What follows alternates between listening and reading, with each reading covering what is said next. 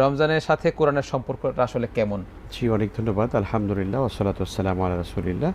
আসলে রমাদান যখনই আমরা বলি তখনই যেন কোরআনের কথা চলে জি, আসে। জি। আবার কোরআন বললেও রমাদানের প্রসঙ্গটা চলে আসে।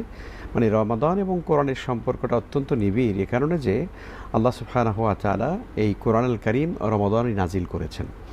যেমনটা সূরা বাকারার ১৮৫ নম্বর আয়াতে আল্লাহ বলছেন, বিসমিল্লাহির রহমানির রহিম, শাহরু রমাদান আল্লাযী উনজিলা ফিহিল কোরআন। রমজান সেই মাস যে মাসে কোরআন নাজিল হয়েছে।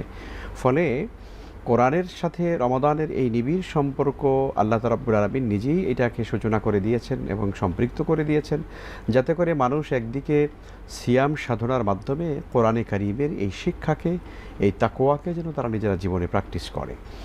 আসলে পূর্ববর্তী যত আসমানি কিতাবই পৃথিবীতে এসেছে সবগুলোর সঙ্গেই সিয়ামের বা রোজার একটা সম্পর্ক আছে। জি। হ্যাঁ, এটার আসলে কারণটা কি, সায়েন্টিফিক ব্যাখ্যাটা কি? মানে সকল আসমানি কিতাব বিশেষ করে কোরআন রমজানে রোজা রাখা অবস্থায় কেন আসছে? এটা বিজ্ঞানীরা বলেন এভাবে যে আসলে রমজানে যখন আমরা সিয়াম সাধনা করি তখন প্রতিটি মানুষের স্টোমাক ফাঁকা থাকে এবং তার খাবার পানীয় এগুলো খুবই সংযত থাকে, সংযম করতে থাকে। সে কারণে যখন মানুষের স্টোমাক ফাঁকা থাকে, খাবার দাবার কম থাকে, তখন মানুষের ব্লাড সার্কুলেশনটা পেটে কাজ করে কম, স্টোমাকে কাজ করে কম, যেহেতু স্টোমাক ফাঁকা। জি। তখন এই ব্লাড সার্কুলেশনটা মানুষের ব্রেনে চলে যায় এবং ব্রেনের সেলগুলো তখন বেশি সক্রিয় থাকে। সুবহানাল্লাহ। আর একজন মানুষের ব্রেনে যে পরিমাণ নার্ভ বা সেল আছে তার পরিমাণ কম করে হলো 10,000 কোটি নিউরন আছে জি। একজন মানুষের ব্রেইন আল্লাহ তাআলা দিয়েছেন। তো সুবহানাল্লাহ। রমাদানুল মুবারাকে আসলে মূলত এই সিয়াম সাধনা বা ফাস্টিং করবার কারণে ওই মানুষের ব্রেইনটা খুবই অ্যাক্টিভ থাকে, খুবই সক্রিয় থাকে। কেন? আর এটার জন্যই আল্লাহ রাব্বুল আলামিন আসলে মূলত এই অ্যাক্টিভ যখন থাকে মানুষের ব্রেনটা তখনই আল্লাহ তাআলা আসমানি কিতাব নাজিল করেছেন, যাতে করে লিয়াদাব্বারু আয়াতিহি, যাতে করে মানুষ কোরআনে কারীমের এই আয়াতগুলোকে তারা তাদাব্বুর করার চেষ্টা করেন। আল্লাহ অন্য আয়াতের মধ্যে বলছেন, আফালা ইয়াতাদাব্বারুনাল কোরআন, তারা কি কোরআন নিয়ে গবেষণা করে না?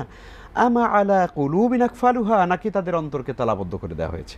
তার মানে হচ্ছে আপনি সিয়াম রত আছেন, এই সিয়াম অবস্থায় কোরআনে কারীম চর্চা করা, অধ্যয়ন করা, অনুশীলন করা, কোরআনে কারীমের গবেষণা করা, রিসার্চ করা, এটা সবচেয়ে বেশি উপযুক্ত সময়, যেহেতু মানুষের ব্রেন তখন বেশি অ্যাক্টিভ থাকে। তো এই জন্য সিয়ামের সাথে আসমানি কিতাব বিশেষ করে কোরআনে কারীমের খুব নিবিড় সম্পর্ক আছে।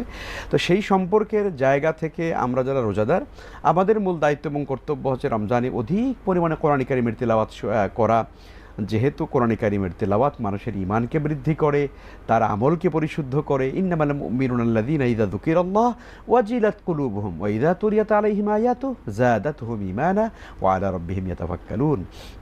আল্লাহ তাআলা বলছেন যে মুমিন তো কেবলমাত্র তারাই, তাদের সামনে যখন আল্লাহর জিকির করা হয়, তার মানে আল্লাহর স্মরণ করা হয়, আল্লাহর তাওহীদের কথা আলোচনা করা হয়, গোটা বিশ্ব জগতের ইউনিভার্সের মধ্যে আল্লাহ রাব্বুল আলামিনের যে সৃষ্টির যে কুদরতগুলো আছে এগুলো যখন বান্দার সামনে আলোচনা করা হয়, ওয়াজিলাত কুলুবুহুম, তখন তার অন্তর আল্লাহর ভয়ে ভীত বিহ্বল হয়ে পড়ে। ওয়াইদা তুলিয়াত আলাইহিম আয়াতুহু, আর যখন তার সামনে কোরআন তেলাওয়াত করা হয়, যাদাতুহুম ঈমানা, তখন তার ঈমান বাড়তে থাকে। তো ফলে কোরআনে কারীমের তেলাওয়াত করলে ঈমান বাড়ে, কোরআনে কারীমের তেলাওয়াতে মানুষের আমল পরিশুদ্ধ হয়। এই জন্য সিয়ামের সঙ্গে কোরআনে কারীমের এক নিবিড় সম্পর্ক রয়েছে।